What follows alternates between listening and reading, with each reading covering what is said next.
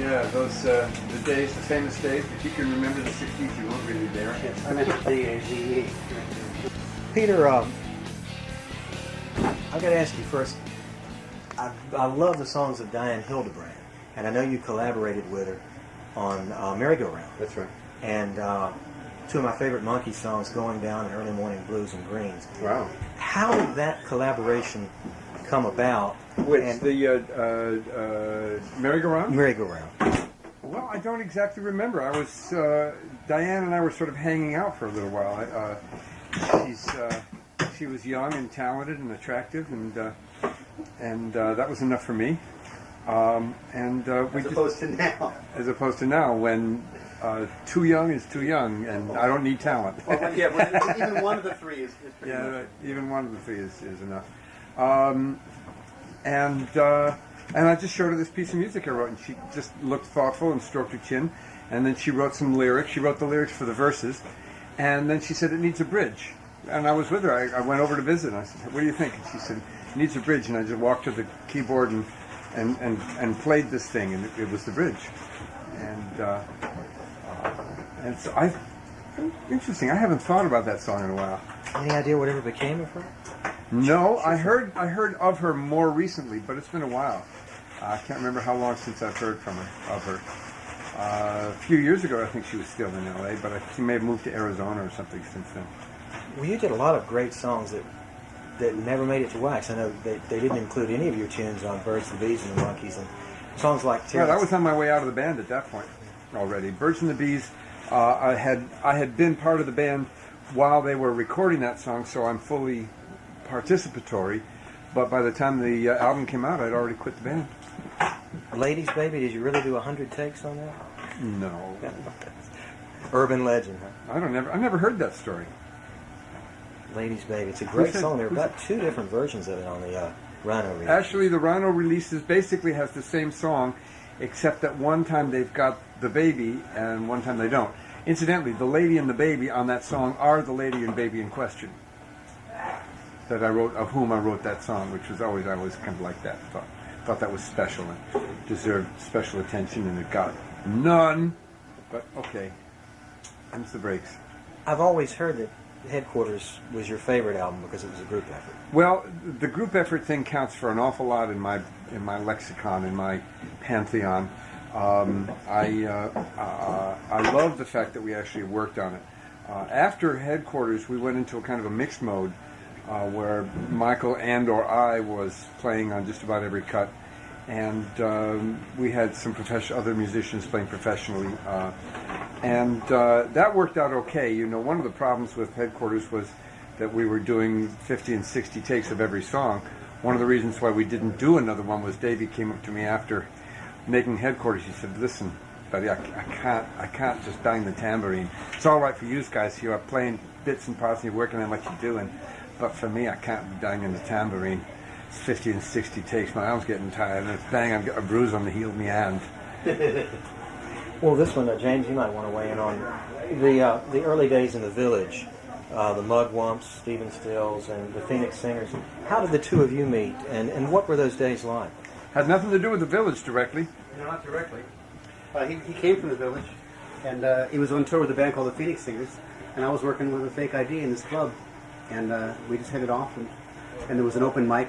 They were there for 2 weeks, so in the middle of it, we went up and worked on some tunes, went up on stage and sang together, and that was 1963, I guess. I thought it was later than that, but maybe not. I know that I took that Gibson guitar that you found me to Kennedy's funeral, and that was November 63, so that's my clue.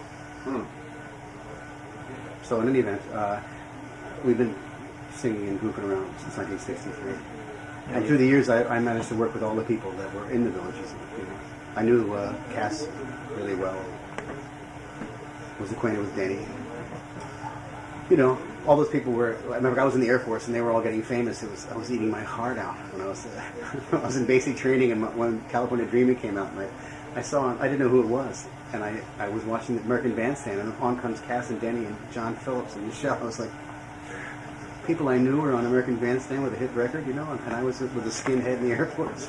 But we stayed in contact, and then, interestingly enough, for the whole Monkeys phenomenon, I was stationed overseas. I never never was around Peter when the Monkees were a happening thing. So it's still strange because I know him as Peter. I've known him since I was 16 years old. And when we walk somewhere and people go, you know, and I'm thinking, what? You know, and when to see somebody like get crazy or Peter, it's my friend Peter. Why are you acting like an asshole? You know, why are you so freaked out? It's just Peter. So, Peter couldn't be anything if it was just Peter.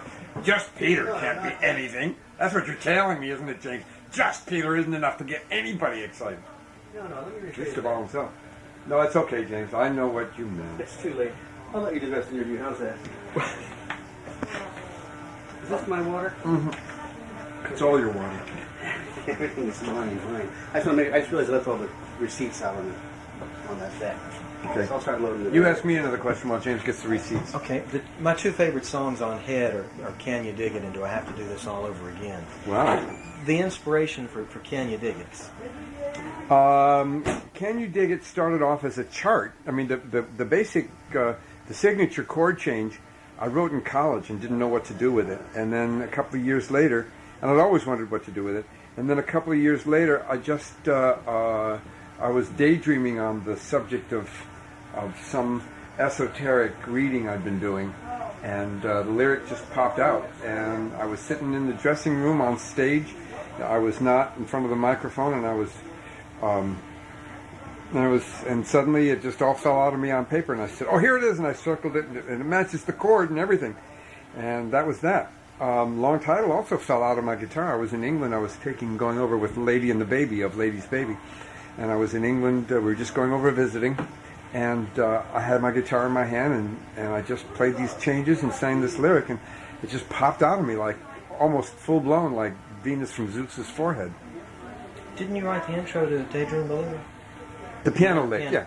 yeah, and played piano on Pleasant Valley Sunday, and Chip Douglas says that he wrote the lick, and Mike plays it on the record, and I played the opening lick to. I was all over the piano on Headquarters. That's all of that piano playing is me, including. I was particularly happy with the lead into Shades of Grey. Yeah, and you did a solo vocal verse on that too. Yeah, I did a little solo singing on that. The only other solo singing I did besides Griselda was the alternate lead vocal on Words with Mickey. Any recollections? Which I also played bass for, and the organ parts I also played that, which is great.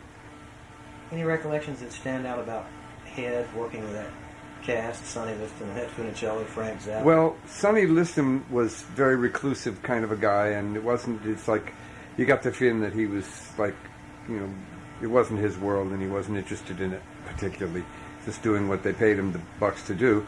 Carol Doda, the Queen of Silicone from San Francisco's Condor days, was there. She was sweet. I got along very well with her. I liked her fine, and on the rare occasions when we run across each other, we're still very friendly. And I had been an Annette Funicello fan growing up when I was in watching the Mickey Mouse Club, and I kind of wanted to get to know her, and we did have some conversations, but she was also of a different world. I mean, she wasn't a Mormon or anything, but she was of a different world. But Jack Nicholson was a dream to work with. Jack, who never appeared in the movie except and one scene as an extra, was not and didn't. He wrote and produced it, but he was a wonderful guy to work with. And there was one scene that I just couldn't wrap my mind around. He sat down there and talked with me and worked it through with me. And by the time he was done, I knew what it was about in a way that I had not had the remotest grasp of before. I'm going to take this. You get the rest, and be sure to get Jack's information so we can track him down and hire him later. Okay. You don't want James to stick around? Well, I was hoping you could tell me how the collaboration came about. I'm sorry. With the two of you. Sure. Actually, I own a record label and a studio, and for years I've been, I put out like 18 or 19 albums of my own, and I put all other kinds of, I think I've had about 50 records in the catalog. And I said to Peter one day, why haven't you put out a record? And he said, well, I just haven't gotten around to it. I said, well, keep in mind that I have a studio and a record label, and we can do this if you want. Mm-hmm. And we don't have to put it on my record label, but we can if you want. Let's just make a record and see what we want to do with it. So a couple months later, he said, well, I'll think about it. And he came back and said, let's do it. So we went to work. We started on a song called Chanson d'Amour. We worked on it for about 2 months. At the end Never made it to record. At the end of which time, we were both each other thinking, wow, maybe this isn't such a good idea to work together, because we couldn't turn it into music. We kept banging. He would say, let's change the minor, major. Let's slow it down. Let's speed it up. It's like we were just shorten the bass notes, lengthen them. I remember that one. If I take that for some reason. Yeah, we just couldn't. Yeah, and we were at loggerheads for weeks. And I said suddenly, it just. Yeah, well, I remember saying, listen, Peter, here's what it boils down to. I love you. You're my friend, and I would rather be your friend than make this record. So I want you to know that I don't want this record to get in the way of us. If it doesn't work with us, it doesn't matter. I'll still help any way I can. Mm-hmm. You know. And he said, well, what do you think about, let's work on another tune. And I said, okay. We sat down and there was a song. Right? Okay. You know. So we never did go back to Chanson d'Amour. We made an album. And then that was the time when Unplugged started happening. He said, I'm going to go do an Unplugged tour. And I said, and he said, why don't you come with me? Well, and I said, okay. And so I said, we should work up a couple of tunes, because the people always enjoy seeing, when two acts that they enjoy start doing some stuff together. So we worked up a couple of tunes, and then throughout the course of the tour, we kept working on more stuff. And everybody, so we want to hear that on a record. So we came back to the tour, just went in the studio, and in like 3 days made that first album. Just went through them and did them and mixed it, and that was that. And it hasn't stopped since then. And this is part of an East Coast tour you're doing now? Right now, right. As a matter of fact, this is actually the second leg of a tour that we had anticipated for a live album that we did. Incidentally, I got more CDs from the guy of the rest of the stuff, which is much, much better. Oh, good. So we have an album here. So this is sort of part of a live album tour, but the live album, we didn't get around to it because his commitments and my commitments. I'm in the middle of another record that we're supposed to be finished by the end of March, and I hope to finish it by the end of May. So things get pushed around. So we'll have a duet, a live duet album coming out this year, and that will be our kind of the solo album. That will be our fourth record together. Counting my solo album, the fourth record we've worked on together, Right. Oh, no, actually. And our third duo. We worked on SSB together too. So. That's right. Well, and my my blues band, Shoe Sway Blues, is also on Beechwood Records. Our Saved by the Blues CD is on Beechwood. Why did you wait so long to do solo recordings? I remember when you left the group, the Monkees. Oh, I would say between drunkenness and lethargy, that probably accounts for it totally. Well, I read about release, and I kept waiting for the release, and it never happened. Release, yeah. And well, it's a funny thing. I'm not a good manager. No matter how important it is that I do it, I don't do it. I don't know. It's pathological or something, and it's just like I'm worse than left-handed. I lose my hands entirely, and have to do it all with my toes or something. I can't tell you how awkward it is to try. And one of those things, you look around for help, and somebody says yeah, and you yawn for just a split second, you look up and they're gone, and who knows? I mean, that was the thing. Also, if I can jump in here again, I don't know what the situation is with anyone else with whom Peter worked, but he knows I really love him, and he knows I really want him to be as good as I know he is. So there's a very nurturing place when he comes to record with me. He knows that he's not going to walk out of there without something he's proud of, because I really want that to happen, Well, my grandfather played the 5-string, so as a child I could relate to that when I saw you on whichever, one of the 30-minute specials they did, which was, I think, during the first season of the series, they did a live segment. I think you were playing Cripple Creek. I was indeed. Yep. Live in Phoenix. It was a half-hour show dedicated to concerts in Phoenix, and that was otherwise impromptu. I mean, that was the Jerry Riefeld band, wasn't it? Who? Jerry Riefeld, big Phoenix. He was on Live in Phoenix. He was one of the acts that played in the Freaky. You don't remember? No. Okay. Yeah. No, never mind. Nothing. And I played Cripple Creek, and we did some of the specialty numbers. Mickey doing the James. He actually did. I Got a Woman a la James Brown, who was doing Ray Charles doing James Brown, or vice versa, or something. Complete with Matt came out and put the cape over him, and Mickey did take him back, and Mickey wouldn't. That's so outrageous, man. That's so funny. One time we played the Hollywood Bowl, and Mickey, in the course of that first tour, Mickey the third time that he couldn't contain himself and broke loose and came, he would do a somersault and grab the pickup on the somersault and leap up in the air. And he wound up having to wear rubber pads on his knees, because it was a sponge, foam pads on his knees and thighs, because he was banging himself up seriously every time he took to the stage. But when we were playing the Hollywood Bowl, there used to be a reflecting pool in front of the stage.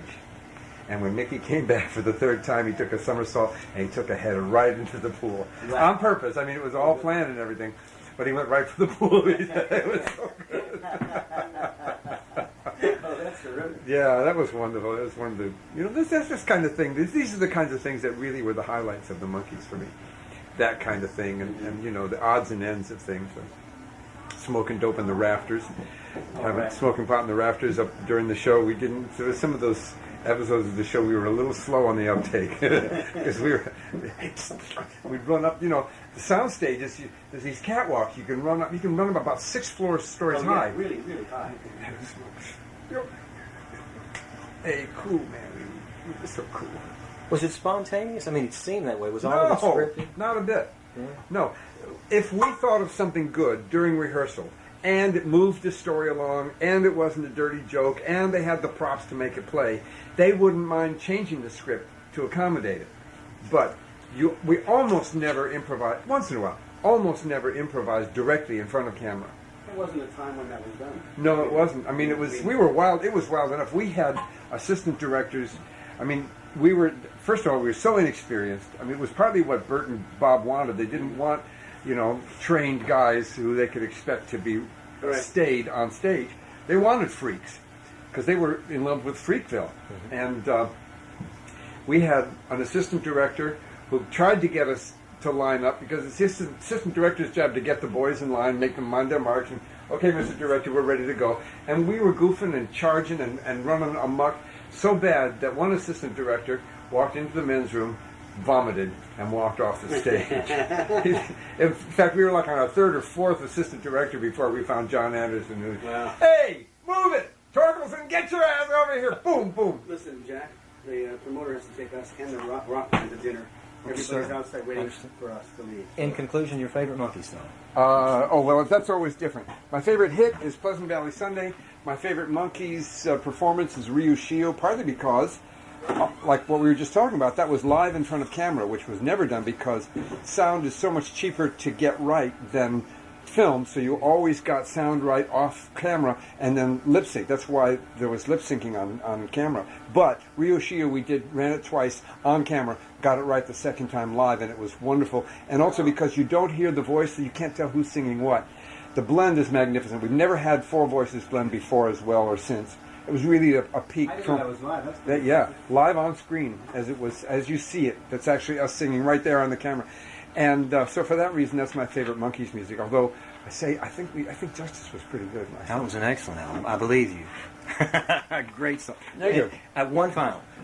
Is this yours? Legend? Yes. Okay. Did you actually play banjo on George Harrison's Wonderwall music? I did. That's me on George. You can't. It's not on the Wonderwall soundtrack album for whatever reason. It just didn't fit the thing. And I have not yet seen the movie, although somebody sent me an overdubbed German version in Serbo-Croatian or something. But can I help you carry something? No, I think I'm done. But evidently, I am on the soundtrack, and we did record. We did record that. We do all that. So now where are we? Oh, here. Thanks, Peter. Sure enough. It was a delight. Thanks very much.